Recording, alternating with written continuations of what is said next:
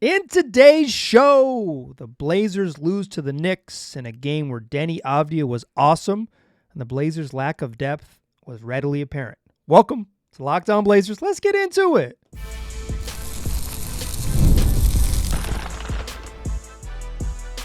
You are Locked On Trailblazers, your daily Portland Trailblazers podcast, part of the Locked On Podcast Network. Your team every day. What's up, world? It's your past first point guard and Trailblazers reporter, Mike Richman. You're listening to another episode of Locked On Blazers, part of the Locked On Podcast Network, available wherever you get podcasts and also on YouTube. Thanks for making this show your first listen, coming at you each and every weekday, Monday through Friday. So make it a part of your daily routine. Make it your first listen. Tell your friends to do the same. It's Locked On Blazers, your team every day. In today's program, the Blazers lose to the Knicks 110-93 in a game that was probably closer than the 17-point final margin indicates. Blazers got a really good night from Toumani Camara, and I think in general, this game underscored the Blazers' lack of depth, both at the top of the roster and the back. It was readily apparent the Blazers' lack of depth, both in the immediate, like this game against the Knicks, and also moving forward. I think there's some parallels, or at least some comparisons to be drawn with the Knicks in this game that will help illustrate that point. Plus, yeah, Taylor Jenkins got fired. We'll talk about it at the end of the show. I guess in this world, Blazerland, when a coach gets fired, we will at least address it. Also, I get the biggest news of the NBA. We'll talk about it. We'll talk about it to close the program. But first, let's do what we do. Fastest recap in the West. Blazers go into Madison Square Garden, their second stop on their trip. They play an evening game, 6 p.m. tip-off at MSG, and they do so without Scoot Henderson, who had sustained a concussion on Thursday. A little bit weird, the concussion stuff with Scoot, because he got hurt. From the best I can tell, he was crashing the offensive glass with about 3 minutes to go in the third quarter and took a forearm, stiff arm from Domantas Sabonis in the neck, kind of chest, neck, and caused him a little whiplash as he crashed in from the three-point line towards the rim, and Domantas Sabonis hit him with a stiff arm. In the moment, doesn't look like a particularly meaningful play. It looks like a thing that happens in basketball all the time. Scoot Henderson kind of grimaces a little bit, but you don't see, it wasn't like he fell down. There wasn't anything major. And then he left the game. He left the game at the end of the fourth quarter. At the end of the third quarter, did not play in the fourth. And the Blazers eventually announced only on the broadcast, Brooke Olsen's name on the broadcast, reported that Scoot Henderson was out for the remainder of the game. In the channels where the Blazers usually report official injury news, no update. And then it turns out that Scoot Henderson is in the concussion protocol. A little bit weird to handle that. I know teams are really wary to say guys are in the concussion protocol because it means very specific things, and now they have to go through it. But out with a neck injury is like a totally reasonable thing to report. When one of your best players, or at least big parts of the franchise, gets hurt and doesn't return mysteriously. So no Scoot in this game.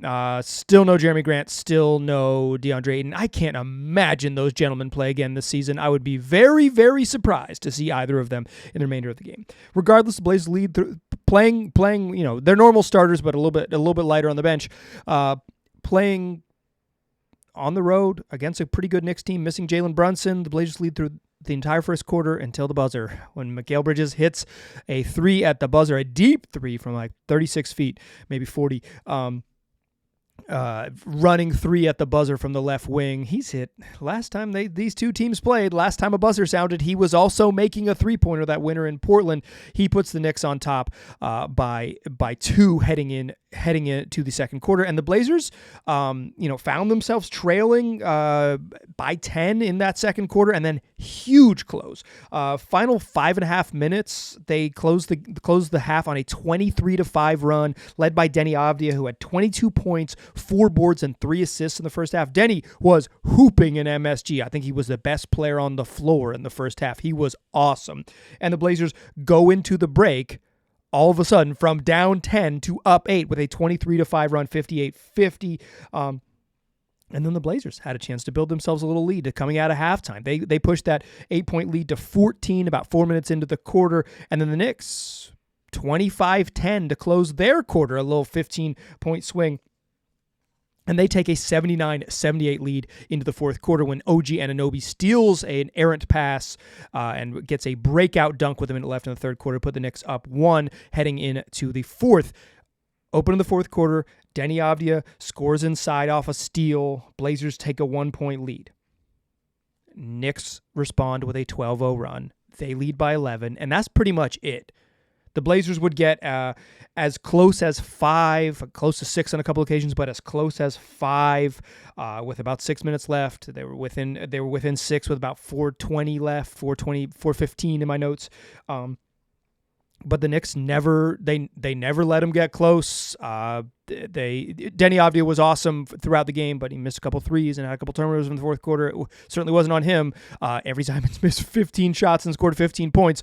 But they needed Deni to be an absolute hero, and he was merely extremely good. He just wasn't the giant uppercase capital H hero. He merely had 33 and 7. Bummer, and the Knicks just a little bit better than them, and they pull away late, and we got about a minute and 75 seconds of true garbage time, and the Knicks go on to win 110-93. Blazers scored just 15 points in the fourth quarter. They started their guys like Deni Avdija and Anfernee Simons are on the court to begin the fourth quarter. The bench is already light, and the Blazers bench got outscored 23-4. They got nothing from the bench. So it's like, they played their guys. They tried to ride their best two offensive creators, Deni and Ants, in the fourth quarter, and they couldn't get it done. They played the first 10 minutes and 45 seconds until they waved the white flag. Anfernee Simons, who finished this game 5 of 20, came in listed as questionable with a forearm injury. He was clearly he's on the bench a couple times with heat on that arm. Like, he goes to the bench and he puts heat on that arm. He shot terribly, 1 of 8 from the floor.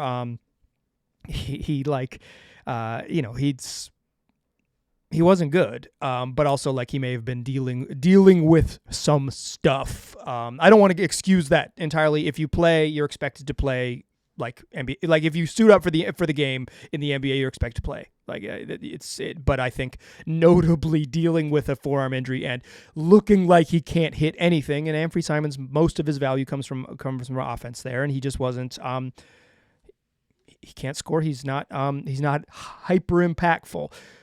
Deni Avdija had 33 and 7. Talk about more of him in a moment. Shaedon Sharpe was pretty darn good. 23 on 10 of 18 shooting. He still doesn't make threes. He was 2 of 8 from 3 and 8 of 10 inside the arc. Missed a couple free throws, but he has 23 and 7. That's a pretty darn good game. It's just Mikal Bridges had 13 in the fourth quarter, and when the Blazers pulled within 5 with 6 minutes left, Mikal Bridges is cooking him, right? He is coming off pick and rolls, and when he gets to the pick and roll, the Blazers playing drop with Donovan Clingan, and with Clingan drop back, Mikal Bridges is getting into a very comfortable mid-range jumper.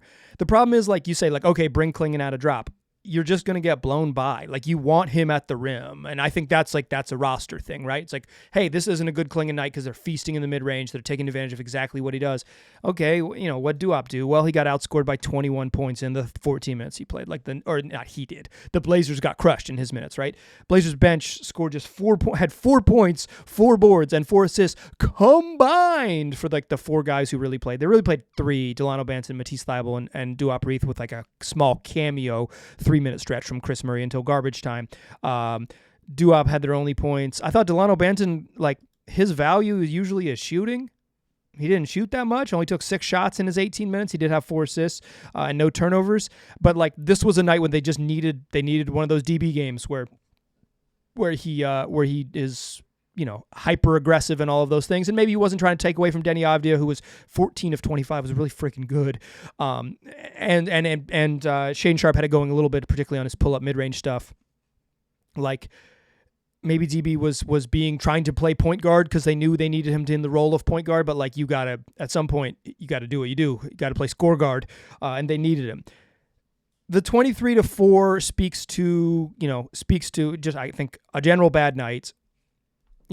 It's Chris Murray and Matisse Thybulle. Those dudes aren't offensive players. Their value is on defense. They're just not gonna. They're unlikely to have big scoring nights that aren't just making threes. Right? They're gonna make standstill shots, and even Chris Murray doesn't really make threes. So it's Chris Murray's going to get offensive rebounds and score in transition and make the occasional standstill three. Matisse Thybulle's offense is almost exclusively standstill threes. Like, they just don't have enough creation, and they were missing that tonight. They needed it to be DB, but again, is that like fair to be like, Delano Banton, save us? That's probably not fair, right? Which I think really underscores what I want to talk about in the second segment is like, Deni rocked.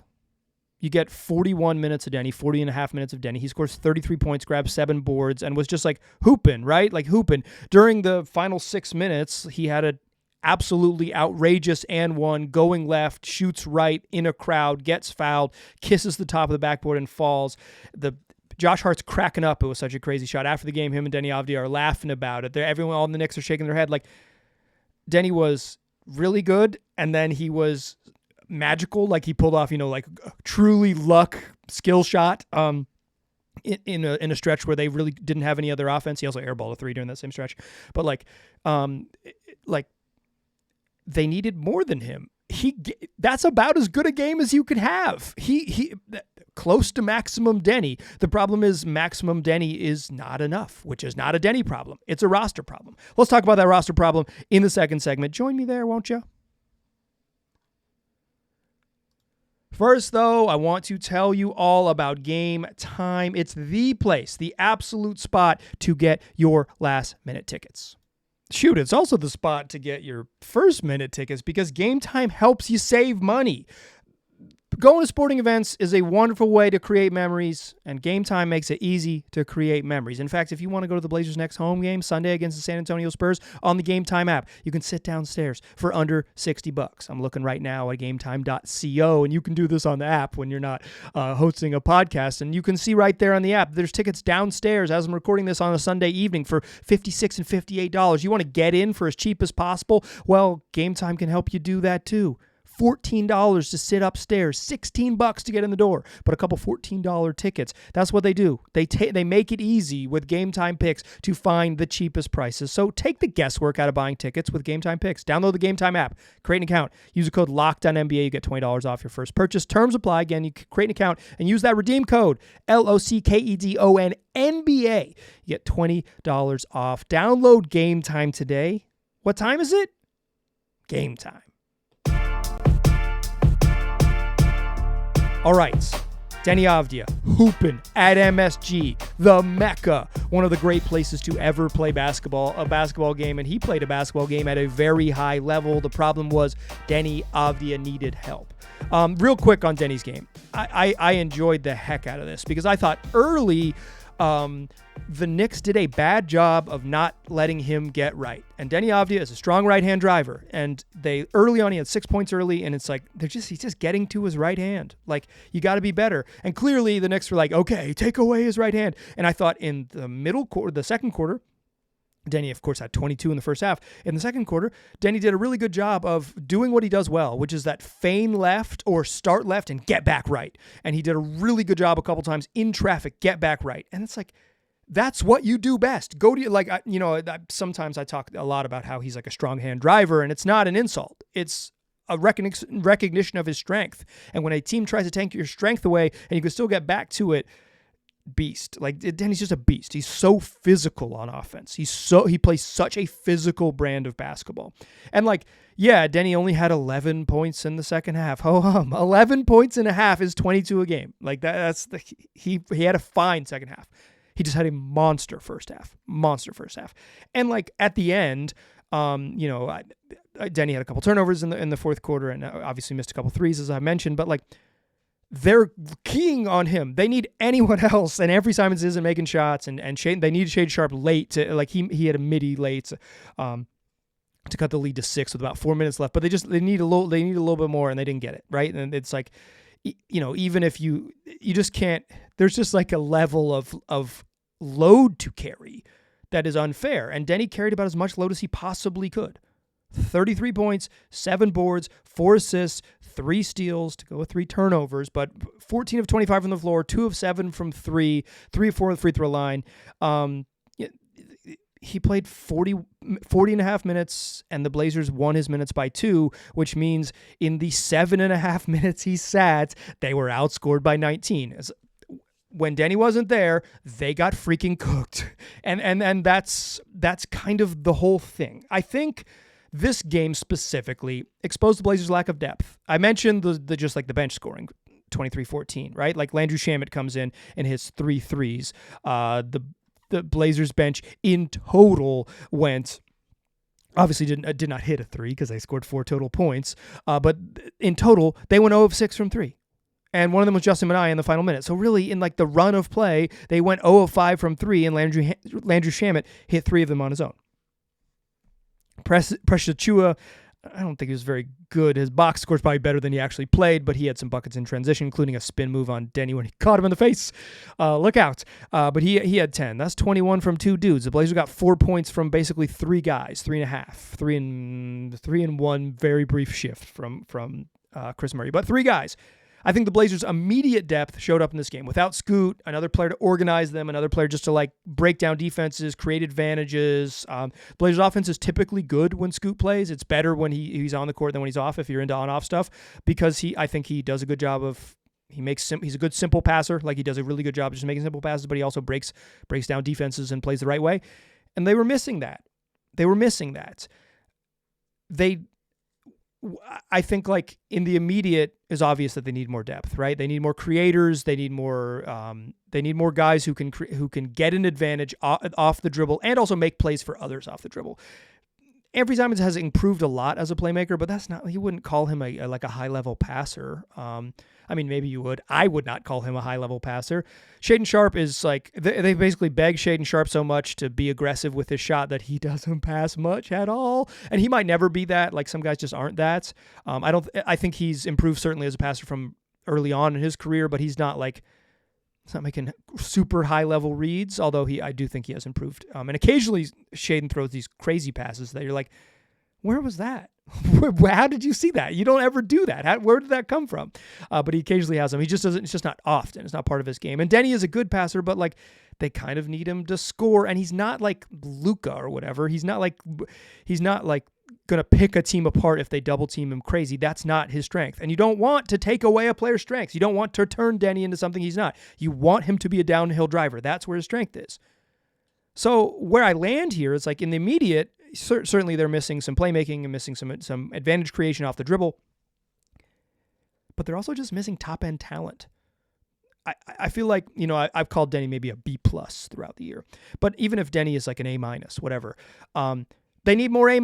Shoot, if Deni is an A with if Deni's an A, they need more A's. Like whatever it is, they need at least one and maybe 2 players of Deni's caliber to be able to compete at a higher level. And maybe you think Shaedon Sharpe grows into that, and maybe you think Scoot Henderson grows into that, but however they get it, whether those players are on the roster or off it currently, like playing high school basketball or whatever, or just on another team in the NBA that they'll add, like it's clear they need it. And I think the Knicks are an interesting parallel for what I'm trying to paint here. The Knicks are playing this game without Jalen Brunson, the 12th game of the year without Brunson. They were 6-5, now improved to 7-5 without Brunson in the lineup.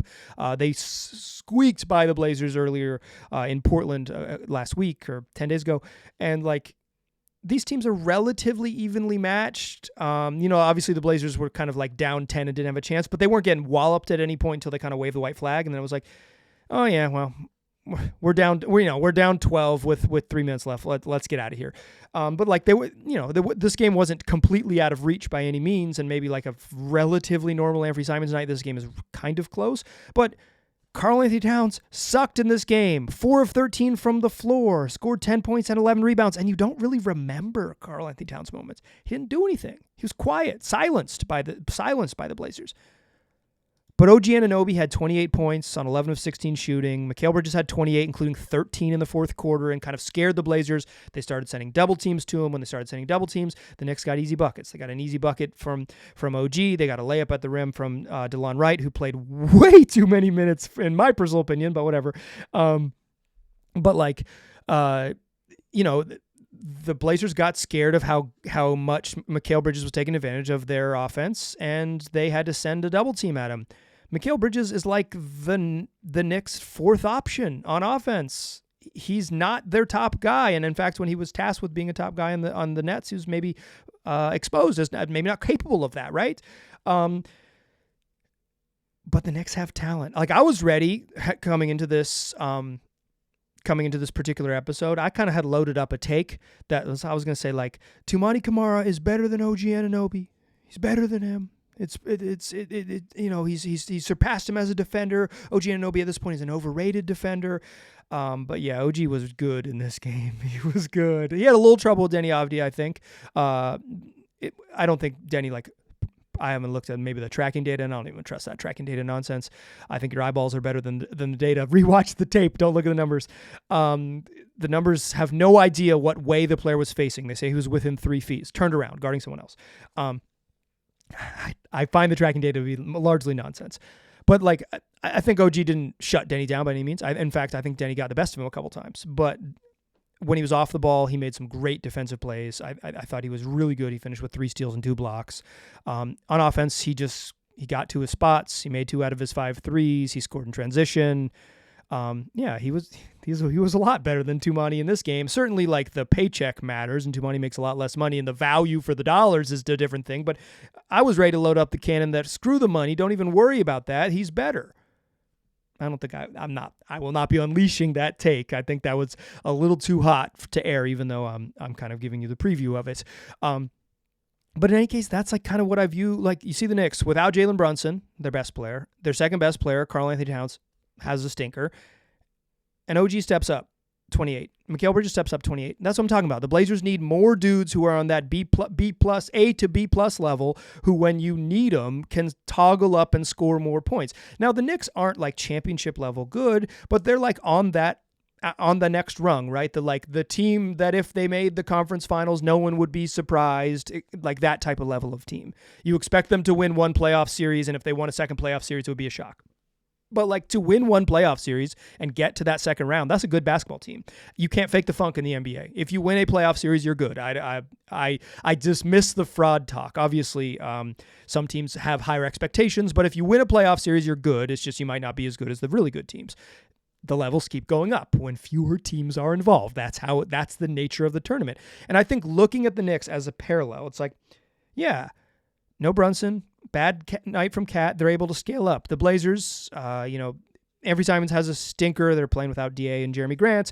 Although, like, I think Deni has been better than both of those guys, so I think they're playing with their best players. But, like, they don't have the depth to scale up, even with dealing with their own injuries. So I think this was a problem tonight. I think it's a problem moving forward. If the Blazers are going to take a step and be in the next tier of teams, this is not a big surprise. This is a take you've probably had in your own brain 1,000 times. If you watch this team, they need more talent. They are not quite there. Whether that talent is going to be developed within their own organization is already there, and Scoot Henderson, Shaedon Sharpe, Donovan Clingan, etc., or whether it's somewhere else, they need more talent. And I think this game against the Knicks illustrated it in a variety of ways.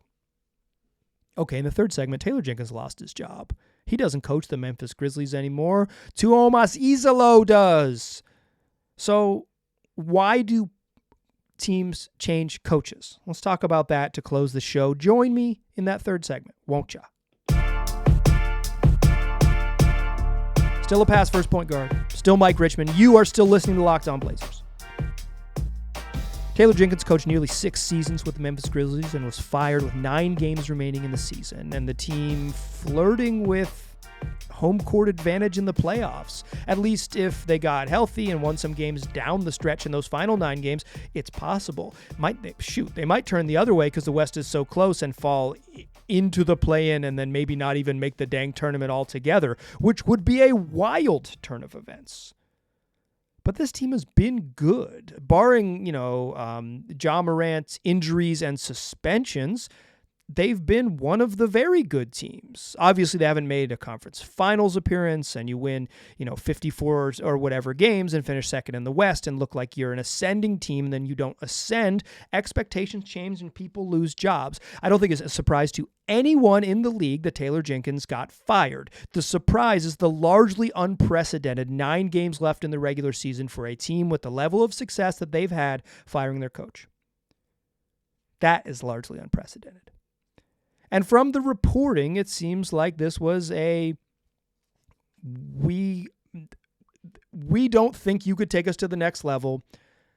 Why play it out in the playoffs and get proved, we being the Memphis Grizzlies, why play it out in the playoffs and have our suspicions proved correct and have the potential for our assistant coach that we gave a whole bunch of money to move over here from Europe and is a hot name on the coaching circuit, have him get a chance to maybe be pursued by other teams whose seasons end prior to ours, and like pursue his agency and kind of line stuff up, right? Like if we wanted to hire Izzolo to begin with, let's just do it now, rip the Band-Aid off, even though it is largely unprecedented. That seems to be the reporting based on largely from the stories I read in The Athletic, which was written by 3 different authors, I believe, Sam Amick, Joe Vardon, and Anthony Slater, as well as in the Stein line written by Mark Stein. So why would I bring this up? First of all, it's the biggest news in the NBA, right? It's a largely shocking turn of events. I think I rate Taylor Jenkins as a pretty darn good coach. Is he one of the elite coaches? No, I wouldn't put him in that group. But I put him in that sort of thick middle group of coaching where I think he is a good coach with some shortcomings.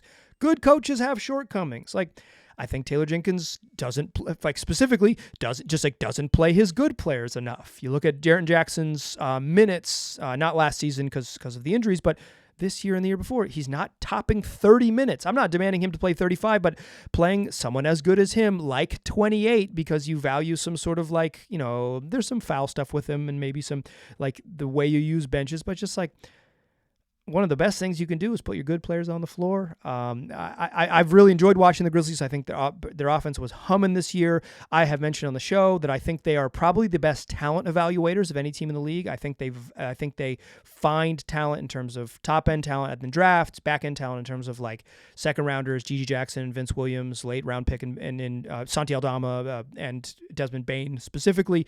Obviously, they're very money there in those spots, but like, come on. You can find all the talent in the world. If you don't make decisions around that are strong, you're going to be in a little bit of trouble. And I think they've made some mistakes along the way while being maybe the best talent evaluators in the league. They got 2 dudes who are probably going to finish the top 3 in Rookie of the Year voting in Edey and Jalen Wells. Like, it's a team that knows how to find players, might know how to find coaches, because Taylor Jenkins has proven to be a pretty darn good coach over his first 5 seasons and 70 games. So I mention this because it's big news, and I mention this because many Blazer fans are a little bit bloodthirsty for Chauncey Billups' job. And I don't mean that in a way that it's like, oh, why are you like so into the Blazers firing Chauncey Billups? Like, I'm not dumb. I get it. I think it's actually a very reasonable take to be like, the Blazers should move on from Chauncey Billups. I had that take as recently as all of last year, then like particularly heading into the offseason. But you don't fire a coach like Billups midstream. It doesn't make sense there. And if they're going to make a change, they would have made it last summer, or they would have made it, and they will. And I anticipate, as I've guessed on this show in the past, an educated guest on the show in the past, is they will move on from Chauncey again when they get to move on from Chauncey finally when they get to the offseason here in a few weeks, about 2. So a couple things. Why do teams move on from coaches? Expectations aren't met. They're not met. And I think that's what it was with Taylor Jenkins. They've struggled against top-end teams. There was some criticism over maybe his rotation stuff, his ability to get them to win against the top-tier teams. So he's like, hey, you dominate against bad teams. We rack up wins with quality, but that can be an issue. There may have been some minor beef with Ja Morant, although I've seen it reported on both sides that maybe Ja Morant wasn't super happy with his situation, but also like Ja Morant was really close with Nate LaRoche, who, an assistant coach who also was let go in the firing, and so maybe there's maybe they're sending some signals to Morant, who wants to run more pick and rolls, and hey, we're promoting the guy who was in part installing the offense that made you run less pick and rolls. So sometimes it's you want to get your guy. And the other, so it's expectations, failure to meet them. And I think that was the sort of the case, and lack of development and direction, be it if you aren't developing a winning team to be better, or if you aren't developing a young team into a good team. And that's the task for the Blazers. They're pretty good. They have talent. They don't have enough of it, and the hardest thing to do in the NBA is go from good to great. They are well on their way from going from bad to good. That is a much easier step. The good to great step is really, really challenging. And coaches in the good to great step lose their jobs. So the other thing you're asking, and I'll close the show with this, is like, could Taylor Jenkins be the coach of the Blazers? if I had to guess, if it's Taylor Jenkins or the field, give me the field. I will take any. I would. That's just a safer bet. But like, would he be an upgrade? Yeah, I rate him as tactically as a better coach than Chauncey Billups, and even then, he has shortcomings, and I think that's where I want to land here. The Blazers probably will move on from Billups, and they may find a coach that is a tactically superior, right? Like gets a more sort of fluid and option-filled offense, gets about the same level of defense. Blazers have been a good defensive team this year, and Chauncey Billups deserves credit for that. Like gets about the same level of defense out of this team because they have pretty good defensive personnel, and generally takes them to the next step. But I think what Jenkins was good at is that he inherited a young team and turned them into winners by instilling the right type of stuff. And what the Grizzlies need is the good to great step, and that is a different flavor of coach. Will Tuomas Izalo be that coach? I have no freaking clue. I know nothing about him, but his very impressive resume is impressive. We shall see. But I think when you are changing coaches, you have to think about where you are. And the Blazers are at the spots where they are decent and they want to be competitive. And the type of coaches that get you there are indeed, I believe, in my eyes, the Taylor Jenkins type coaches. A defensive philosophy that created a pretty quality defense, every year of his tenure. Helps to have Jaren Jackson Jr., helps to have Steven Adams, helps to have Dillon Brooks. All true, right? Players play. But crafted a quality defense and got a young team to get good. It just couldn't push them over the top when you get to the playoffs. I think when the Blazers, if they are going to change coaches or they are going to give Chauncey a contract extension, what they need to prioritize, and it's kind of what I think the pitfalls for Jenkins is, was he the coach that got where the team is now to where they want to go? The Blazers are going to be a team that wants to go from out of the play-in, because they're now 5 back of the Kings in the loss column with 7 games remaining. They're not making the play-in. So like a team that is going to be, maybe has postseason aspirations last year, but is on the lower end of the talent range, at least as we stand here today. What type of coach can take you from pretty good to what's next? That's what they have to answer. And that's why coaches get hired and fired, because they fit the team's needs at the time. Does Jenkins fit the Blazers' needs? Maybe. Yeah, I think he does. Would I bet on him being the coach? I absolutely would not. Would he be an upgrade? I think so, but there is so much unknowable soft stuff, relationships and things like that, to be like, why didn't Jenkins work out? Who didn't he get along with? Who did he get along with? When did it wear thin on him? Because I think that is part of it as well. So certainly X's and O's is part of it, but there is an unknowable soft stuff with coaches, and you have to think about what type of coach you hire for where you are as a team and why you would make a change. The Blazers are in a spot where it would be very reasonable if they change coaches, but they need to get this one right, and it needs to be the right flavor of coach, just as the Grizzlies felt like they didn't any longer have the right flavor of coach to get them where they wanted to go. That is going to do it for today's program. I appreciate you listening. Tell your friends about this show 5 days a week, wherever you get podcasts. I will talk to you soon.